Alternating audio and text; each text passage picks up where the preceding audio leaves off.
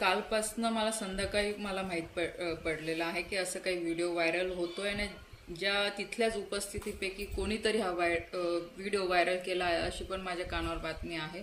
आणि या संदर्भात नक्कीच मी आमच्या वरिष्ठांशी सुद्धा बोललेली आहे. मला असं वाटतं ही गोष्ट ही मागच्या 8 दिवस आधीची आहे.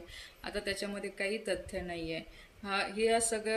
या गोष्टी सगळ्या घडल्यानंतर आदरणीय गिरीश भाऊंनी सुद्धा माध्यमांशी बोलताना सांगितलेलं आहे की जे छोटे मोठे विषय होते ते गिरीश भाऊंनी या सगळ्या लोकांशी बोलून ते दूर केलेलं आहे आणि ही सीट आम्ही 5 लाखाच्या मताने निवडून देऊ असं सुद्धा आश्वासन आदरणीय गिरीश भाऊंनी दिलेलं आहे.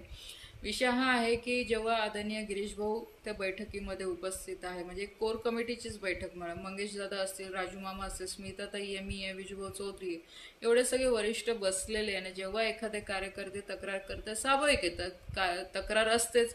आम्ही पण काम करताना बऱ्याचशा चुका आमच्याकडनं पण होत असेल, मी असं म्हणत नाही की आम्ही चुकत नाही, थोडेफार विषय होतातच. कारण शेवटी आज एवढा मोठा मतदारसंघ आहे, आज कोणी ना कोणी माझ्याकडनं पण दुखवलं गेलं असेल. पण विषय हा आहे की हा व्हिडिओ कोर कमिटीचा व्हिडिओ हा बाहेर अशा पद्धतीने व्हायरल करणं हे चुकीचं आहे. कारण की भारतीय जनता पार्टी ही शिस्त प्रिय पार्टी आहे, शिस्तीने सगळे इथे कामं होतात, एक डिसिप्लिन वाली पार्टी आहे.